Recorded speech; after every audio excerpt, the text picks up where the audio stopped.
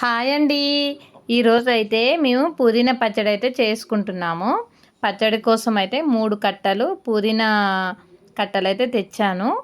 తర్వాత వాటిని ఇలా చిన్న చిన్న ఆకులు ఉంటాయి కదండి, ఆకులు ఏరాము. కొసలు మాత్రం పర్లేదు, మంచి లేతగా ఉంటే పర్లేదు, కొసలు వేసుకోవచ్చు. ఇలా తీసానండి. ఇలా తీసుకొని పక్కన పెట్టేసుకొని ఒక అద్దపావు పచ్చిమిర్చి అండి ఇవి పావు కిలో టమాటో కట్ చేసుకుని పక్కన పెట్టేసుకోవాలి. తర్వాత ఒక నిమ్మకాయ సైజ్ అంతా చింతపండు నానబెట్టుకోవాలి. 2 వెల్లుల్లి గడ్డలు తీసుకోవాలి.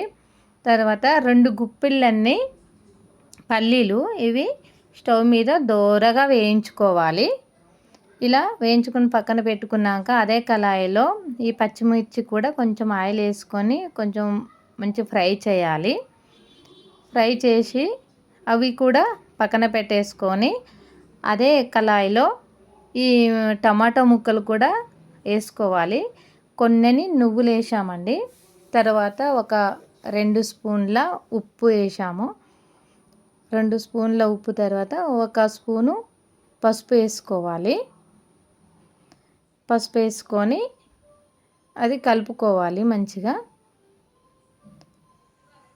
ఇలా కలుపుకోవాలి. కలిపినాక ఒక 2 నిమిషాలు మాత్రం మగ్గనివ్వాలి. మగ్గిన తర్వాత వాటర్ అంతా వచ్చేసినాయండి. ఇలా వచ్చేసినాయి కదా. ఇప్పుడు మనం పుదీనా తీసుకున్నాం కదా, అది మంచిగా శుభ్రం చేసుకోవాలి. ఇలా కడుక్కొని ఒక జల్లిలో ఇలా వేసుకోవాలి. వాటర్ అంతా పోయేంత వరకు ఉంచుకున్న తర్వాత ఇప్పుడు మగ్గిన టమాటాలు ఉన్నాయి కదా, ఆ మగ్గిన టమాటాలలో ఈ పుదీనా ఆకులు వేసుకోవాలి. నూనెలో కూడా ఫ్రై చేసుకోవచ్చు, కాకపోతే ఇలా బాగుంటుంది. ఈసారి ఇలా ట్రై చేశాను. ఇలా పెట్టేసిన తర్వాత అన్ని ఆకులు దాంట్లో పెట్టేసిన తర్వాత మూత పెట్టేసుకోవాలి. ఒక 2 నిమిషాల తర్వాత తీయాలి. తీసినాక ఇలా దగ్గరకు వచ్చేస్తుంది కూర మొత్తం.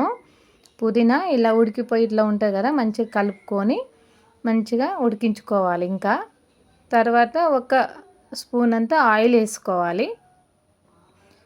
అంత వేసుకొని పక్కన పెట్టేసుకున్నాక ఇప్పుడు పల్లీల పొడి అయితే చేశానండి, అది స్కిడ్ అయింది.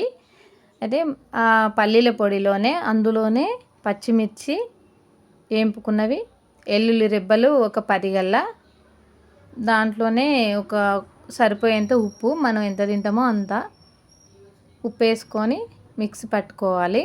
మెత్తగా పట్టుకోవాలండి, పచ్చిమిర్చి మాత్రం బాగోదు కచ్చా పచ్చాగా ఉంటే. అయితే దాంట్లోనే ఇప్పుడు చల్లారిన పుదీనా అది టమాటో ఉందిగా, ఇలా మిక్సీ పట్టుకోవాలండి. ఇలా మెత్తగా పట్టుకోవాలి. పుదీనా మాత్రము చాలా బాగుందండి. ఇలా మిక్సీ పట్టుకొని పక్కన పెట్టేసుకున్నాక ఇప్పుడు పోపుకు సరిపోయే గిన్నె పెట్టేసుకొని స్టవ్ మీద 2 స్పూన్ల ఆయిల్ వేసుకున్నామండి. ఎక్కువ తినేవాళ్ళు ఎక్కువ వేసుకోవచ్చు, మేము తక్కువ తింటాం కాబట్టి తక్కువనే వేసాను. 2 స్పూన్ల ఆయిల్ వేసిన తర్వాత జీలకర్ర, ఆవాలు, పచ్చెనగపప్పు, తర్వాత ఎండుమిర్చి వేసుకోవాలి. వేసుకొని అది వేగిన తర్వాత వెల్లుల్లి రెబ్బలు కచ్చా పచ్చగా దంచినవండి, ఇవైతే వేసుకున్నాము. ఒక 5-6 గల్లా వేసుకుంటే బాగుంటుంది, స్మెల్ గిన బాగుంటుంది. తర్వాత ఒక 2 రెమ్మలు కరివేపాకు వేసుకోవాలి. తర్వాత ఇంగువ వేసుకుంటే చాలా టేస్ట్ ఉంటుందండి, ఇంగువ మాత్రం వేసుకోండి పచ్చళ్ళలో. తర్వాత 1 స్పూను పసుపు. పోపు అయితే రెడీ అయిపోయిందండి. తర్వాత పచ్చళ్ళలో వేసేసుకోవడమే. చూడండి ఇంత కలర్ఫుల్గా ఉందో, చాలా బాగుందండి. మీరు కూడా చేసుకోండి. Bye bye.